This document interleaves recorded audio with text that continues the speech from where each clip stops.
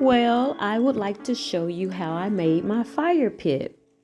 This picture here is my example of what I'm forming. I'm making a form so that I can begin my fire pit. I had leftover wood, and so I drew out what I believe I wanted. And so now it's time to try to create it. Like I said, had this leftover wood. This is OSB or floorboard. I'm not sure which one it was. And I just wanted to frame out my fire pit. And you see I have a little helper there. She's not old enough to go to school. I think she was 3.5 at that time. She had to wait till the school started again. So I just had my good old saw, some wood. I did use some screws because I needed to screw the edges together. And so I'm trying to see how I want it. In my mind, I had a small base, and it was, as it went up, it widened. That was in my mind, and so that's what I was going for. I'm at Soundstage Event Center, and we were having somebody that was going to have an outside wedding. And I wanted to just make the outdoors look pretty nice. And I like to do little hobbies. I like to use my hands. I like to create. This is one of my arts and crafts. I feel like let me get in my creative element, my creative zone. And she was making sure that the box is sturdy. So I had a little bit of the slenderness at the bottom that I wanted. And then I wanted it to pyramid up. So this was the hardest part. So see, I've got the shape that I want, and I screwed the sides in. Really, I think the harder part is making the center part for my form. I was just going to use the concrete as my bottom base and not put anything underneath it, which I'm glad I did that. And then I'm just trying to make sure I have this same shape, but make the shape smaller.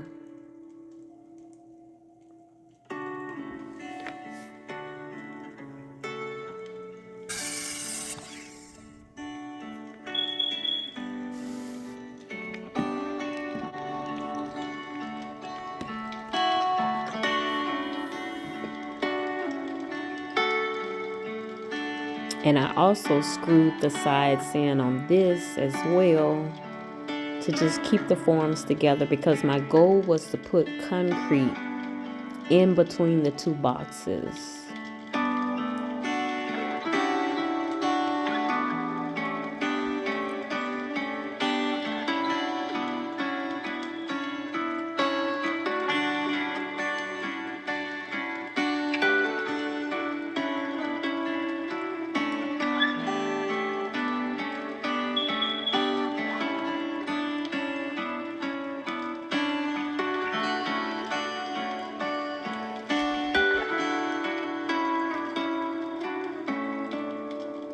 Okay, so now I'm trying to make sure that it's even all the way around.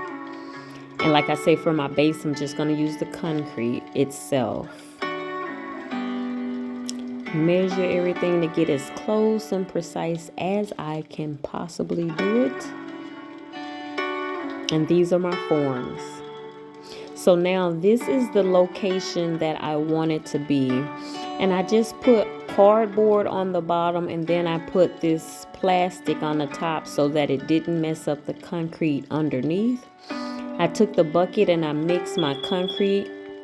I decided to make the concrete bottom, the foundation of it, a little stiffer or stronger with not so much water at the bottom. I did put some water on the top because I didn't want it to not form like I wanted it.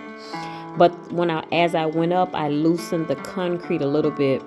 I believe now I started with 3 bags of concrete, and I may had to have gotten 2 more bags. I'm not really sure. I can't remember.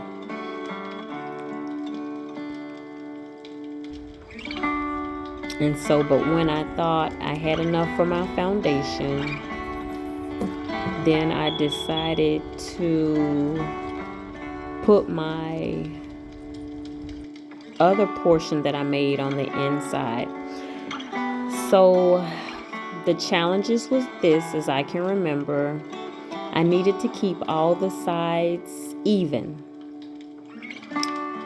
And so I decided to make the little sides you can see there with the wood to keep it situated. And also by me making my foundation a little harder, it allowed this top part, because I didn't want it to sink in. So that was the other part. I had to make sure that it didn't sink in. So I was able to adjust it so that it was positioned the way I needed it, so that I can maintain the evenness of my form.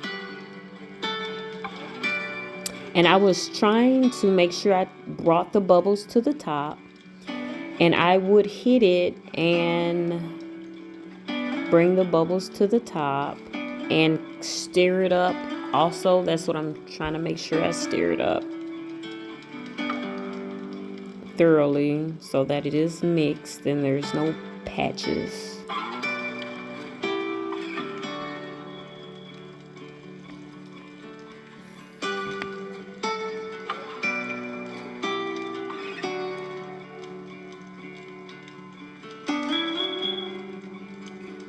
Oh, I went a little bit too fast right there. Oh, I'm sorry.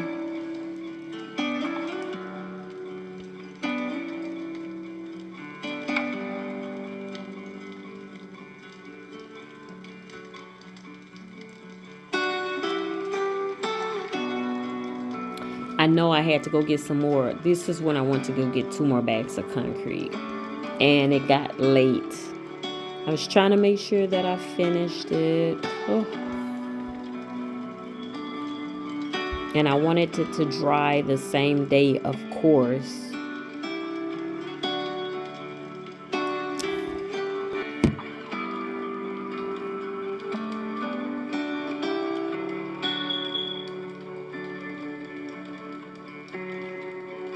We're going into night operation.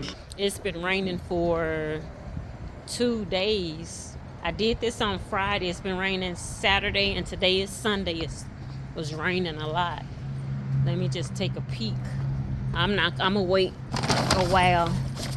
Oh, this has little holes in it. I didn't realize that. So hopefully, I don't know what that's gonna mean, but we'll see.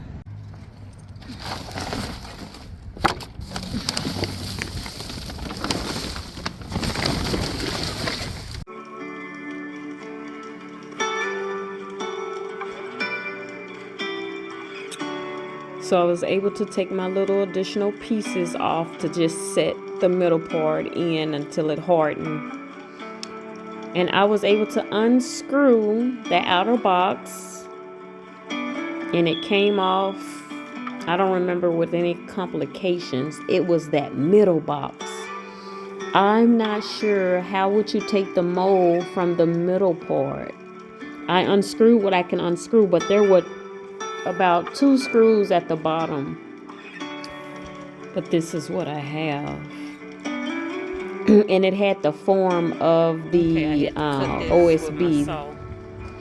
But this is what I looked. I was able to cut it down, cut the top part down. I figured I can burn the inside wood out because it's a fire pit. That was the purpose. I figure I just burn One it out. thing that I did realize is that it was so heavy that I could not lift the plastic from the bottom or the cardboard. Anyway, So what I did, I just cut it from around the bottom part, and we just had to leave it. But this did work. I was able to burn it out, and so I'm gonna spray paint it black. Those are the spray paints I used. On the inside of it, I used some type of furnace paint, so that whatever heat I burn it, it worked. One thing that I do want to share, what I realized is I didn't want to keep firewood out there. So what I ended up doing was I put that brick on the inside and sprayed it black. And I just did tiki lights that's my tiki lights. I found some blue to go with the color of the building. And what I can do is just, I don't never have to worry about any wood. And so that's with the tiki lights. That's what it looks like. Thank you. This is 00J Love. Like, comment, and share. Thanks for watching.